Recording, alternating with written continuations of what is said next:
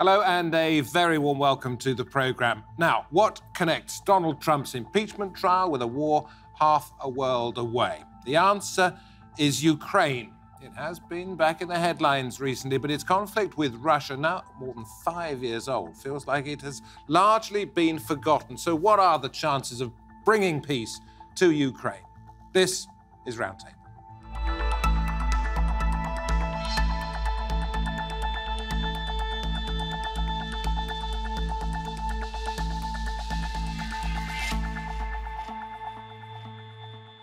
Good to have your company. I'm David Foster. Ukraine's long war with Russia is dragging on. Its relations with the United States, well, a little strained, thanks in part to a now infamous phone call with President Trump.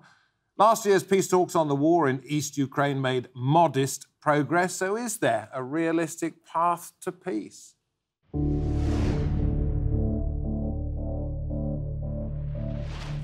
A phone call back in July nearly cost Donald Trump his presidency. In it, he asked Ukrainian President Volodymyr Zelensky for a favour, an investigation into political rival Joe Biden and his son. It led to impeachment and pushed Ukraine back into the limelight of global politics. It also hit relations between the two nations, putting at risk humanitarian and military aid that Ukraine receives from the US. The US government has provided more than $1.6 billion in security assistance to Ukraine since 2014, when Russia illegally annexed the Ukrainian territory of Crimea and sent forces into East Ukraine under the guise of separatist protesters. The fighting there has killed more than 14,000 and devastated Ukraine's industrial heartland. During talks in Paris in December, the four leaders of Russia, Ukraine, France and Germany made a deal to exchange prisoners and pledged to ensure a lasting ceasefire between Ukrainian troops and Russia-backed separatists. But progress on key political issues remains to be seen, which has many asking whether Ukraine has become a frozen conflict. We can say hello to, in Kyiv, Peter Zalmayev, Director of Eurasia Democracy Initiative. We cross to the United States, New York to be precise, to welcome Andrij Dobriansky, Director of Communications at the Ukrainian Congress Committee of America. With me in the studio, Professor Andrew Wilson of the UCL School of Slavonic and East European Studies, and Professor John Berryman, Lecturer in International Relations at Birkbeck University. I'll come to you two in just a moment. You're about to teach a class on the new Ukrainian president, so we'll talk about that in just a moment. But let's go to our guests afar, first of all. And Peter, since you happen to be in Kyiv, tell us about the situation in the east of the country. Is fighting still going on? Well, it is sort of a kind of a slow burning conflict where most folks around the world and even in the capital here in Kyiv have kind of tuned out, and it does not even feel that we are living in a country that has an active war with another country, a neighboring country. And yet you have one has to admit that casualties still happen, and on a weekly basis you have several soldiers on the Ukrainian side and on the other side dying. So it's still very much not a frozen conflict. It's very much a hot conflict. Your family had to leave Donetsk, which is in the east of the country, when the fighting broke out in 2014. Do Ukrainians such as yourself and members of your family, I know they've left the country now, but would people in the west of Ukraine feel safe traveling to the east?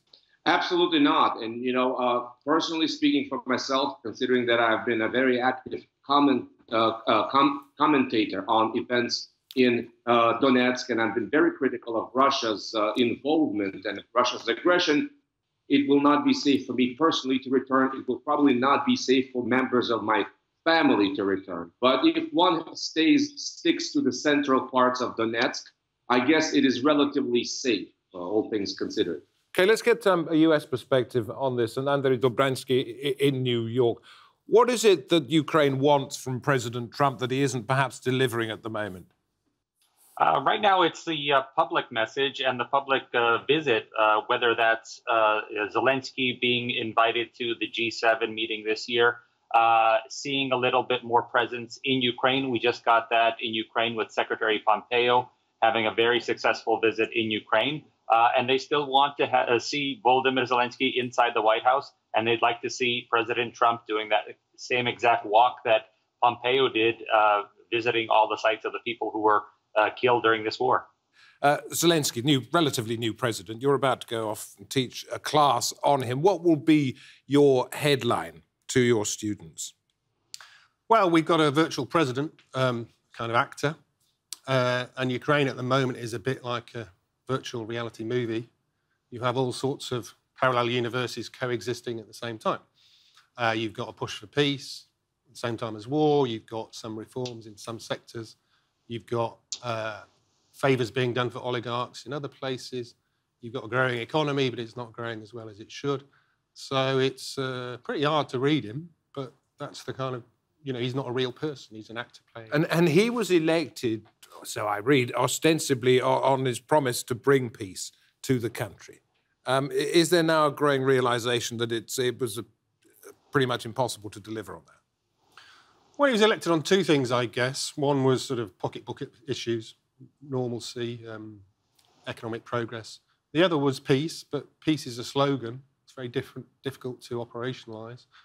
He has made it a priority. He's now finding out that it's pretty difficult to get the kind of humanitarian gains that he put first. John, let me ask you this one. I've read, 14,000 people killed during the course of the last 6 years. It is not on the scale of Syria. We're not seeing street battles most of the time. Why does Ukraine matter? Is it simply because it's right next door to Russia? Is it because we see Russian aggression there? Why does it matter to the United States? Your perspective?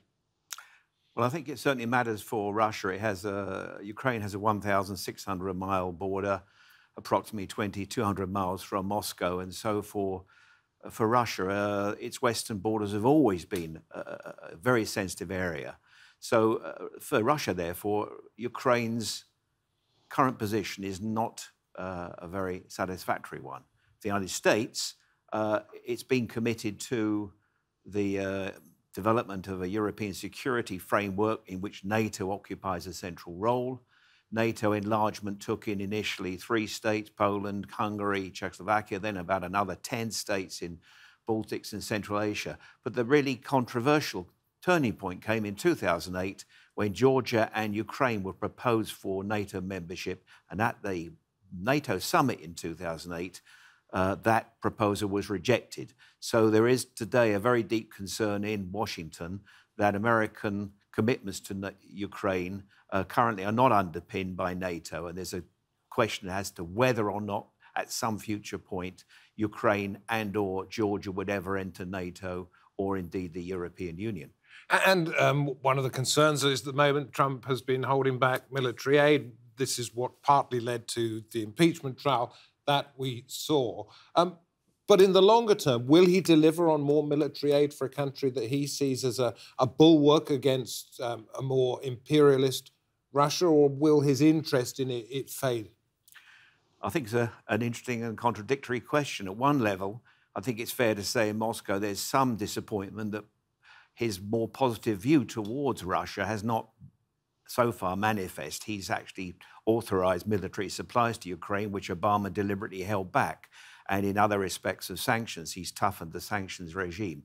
So I think there's a worry here that, in fact, the possibilities of Trump being a peace president in the post-2020 election, which I think probably Trump is going to win, better be careful, may not turn out to be as satisfactory as maybe Russia might hope.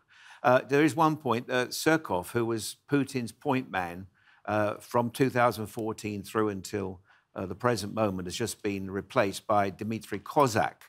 And Kozak is somebody who's handled the prisoner exchanges and some of the economic relations. And I think there is some possibility here that from the Russian side, Kozak might be a more constructive and positive figure than Surkov, who's been writing articles about Russia enjoying 1,000 years of isolation. So there's some bright spots. I'll be back with you two in Kyiv and in New York in just a moment, but I want to put this one to Andrew.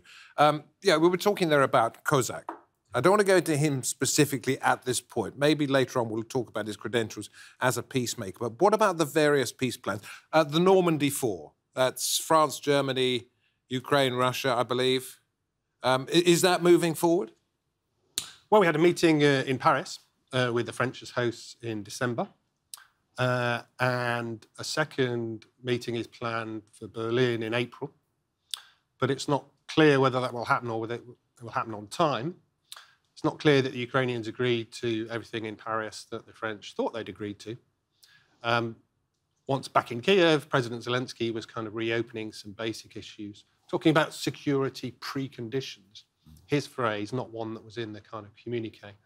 But he is starting to realise that there can't be the kind of autonomy status for the region or real elections in the region unless those basic security questions are decided first. And that's not really on the French agenda. So Peter, here we are, a situation where the United States and its president has sort of got Kiev on the periphery of its interests, even though Pompeo's just been there. We've got a supposed Normandy 4 peace plan in which France and Germany have been accused of not necessarily covering the interests of Ukraine, perhaps just wanting to get it over and done with.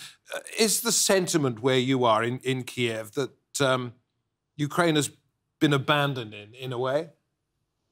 Well, absolutely. There's a certain fatigue. We understand here in Ukraine that there's definitely a fatigue, a Ukraine fatigue.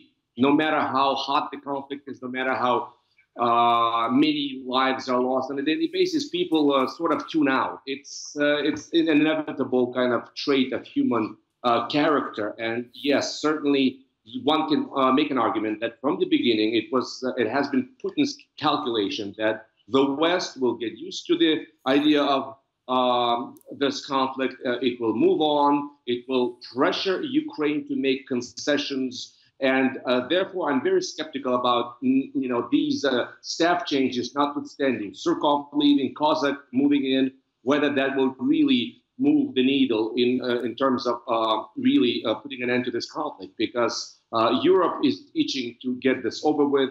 European business is itching to get its contracts restored with Russia. And on the other hand, Russia wants concessions such as for Ukraine to sign off on Crimea.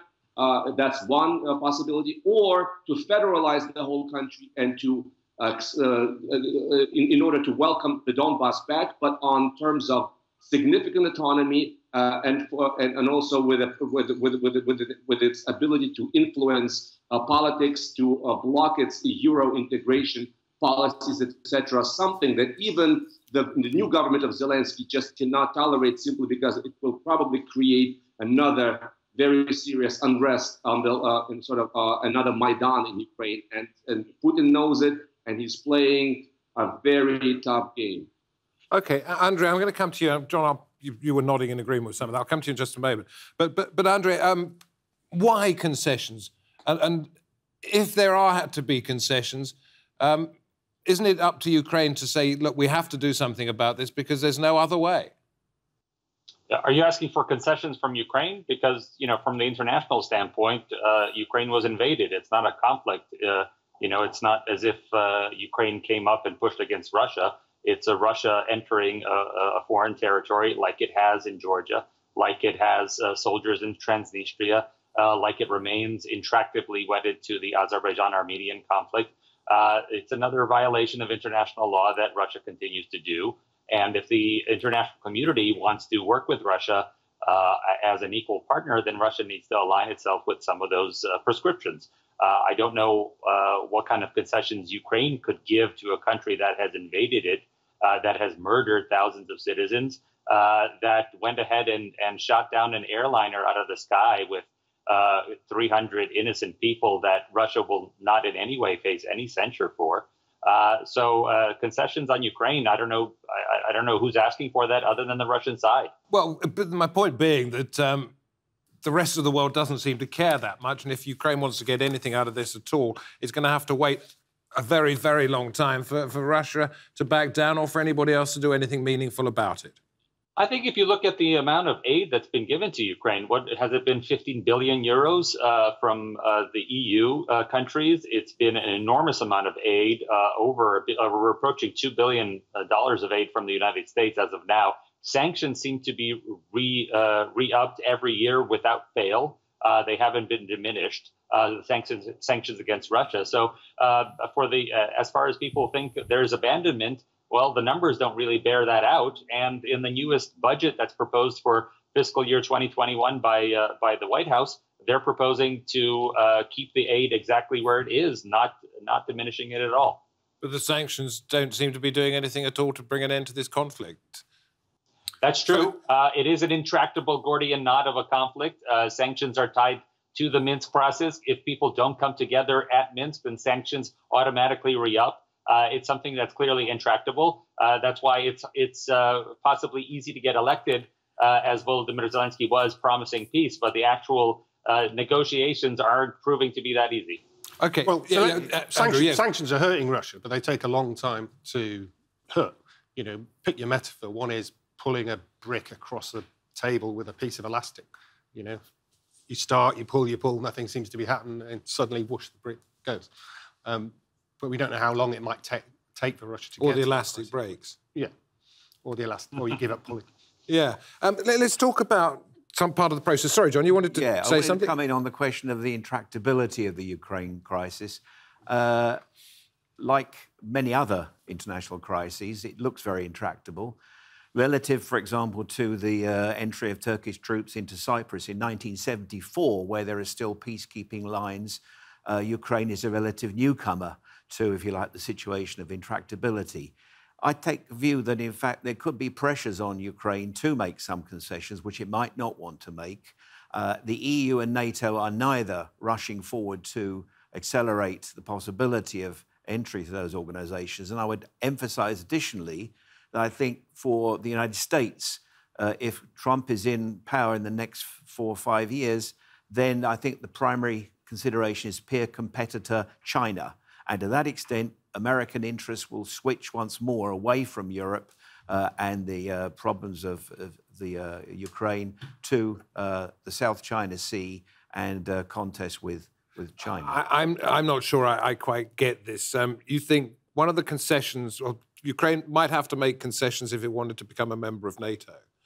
But if it became a member of NATO, that would be one step too far for the Russians. I misread this? No, I'm arguing that Ukraine initially adopted, after 1992, a position of a neutral, non-aligned state.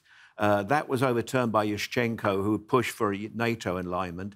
Yanukovych restored that adherence to a neutral position. And my view would be that it may not be a palatable one, but for Ukraine, I think a neutral, non-aligned position is going to be the only realistic way forward, and that NATO and the EU are not really on the table for the next 2 decades, maybe. OK, we'll ask you, gentlemen, in New York and in Kyiv in just a moment, whether that's something that you would consider to be acceptable. But I want to go into some of the headlines that we see, some of the phrases that we hear. I mentioned the Normandy 4, pushing for peace process named after a meeting that took place on the anniversary of the Normandy landings. What about the Steinmeier formula?